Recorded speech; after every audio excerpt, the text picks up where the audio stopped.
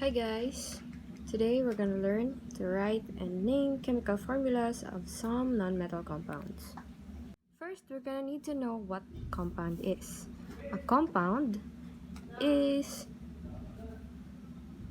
composed of two or more different chemical elements. There are many types of compounds, namely the non-metal compounds, the metal non-metal compounds, acids and bases, and others. So in this video, we're just gonna learn how to write and name chemical formulas of non-metal compounds. The rules in naming non-metal compounds include: number 1, use prefixes such as mono for 1, di for 2, tri for 3, tetra for 4, penta for 5, hexa for 6, hepta for 7, octa for 8, nona for 9, and deca for 10. Number 2 is that group 6 and 7 elements in the periodic table ends with IDE.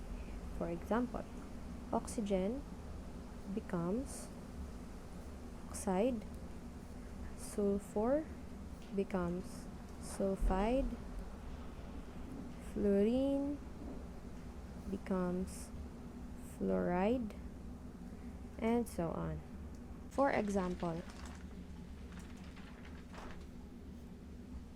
how do we write the name of this chemical compound H2O, which is commonly called water? This is hydrogen and this is oxygen, and hydrogen has 2, so therefore we use the prefix di. This means dihydrogen, and oxygen has only 1, so we use mono. And then oxygen in our rule number 2 will become oxide, so this becomes monooxide. But then we have rule number 3, that if your prefix ends with A or O and the following word would start with a vowel, then we will omit the A and O from the prefix. So for example, in this monooxide, we will omit O from the mono and then connect the two words. We have monoxide. Other examples, such as P2O5, this from our rule number 2, and rule number 1 we have 2, so we have di, and P is phosphorus, so diphosphorus, and O has 5, so this is penta, and oxygen is oxide, so we omit A and connect the two words. We have diphosphorus pentoxide.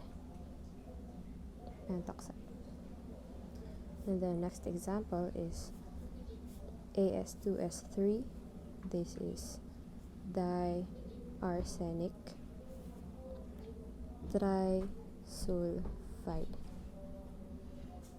Next example is SO2.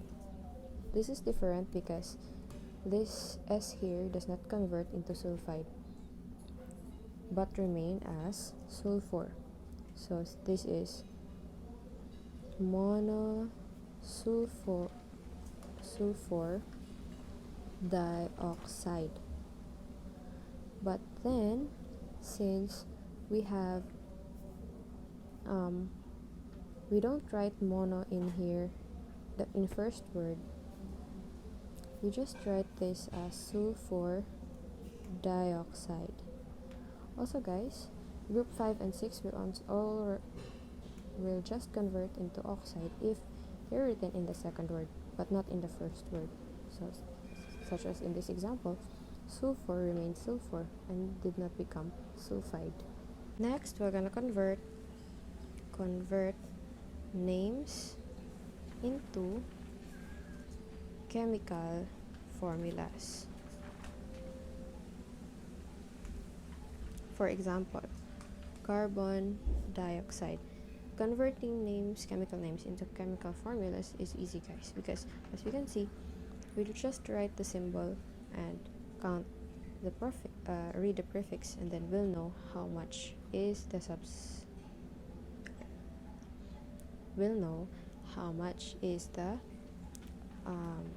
subscript of the chemical element. For example, carbon. This carbon here doesn't have any prefix. So if the carbon has no prefix, this means it's just 1. So for example, carbon has no prefix, so it has a subscript of 1, so C. And then dioxide. Oxide is oxygen, and we have prefix as di, so we have 2 oxygens. And then there you have it. Next example is dinitrogen pentoxide. We have nitrogen and we have di, so N2, and oxide, oxygen, and we have pento or penta. We have oxygen 5, N2O5.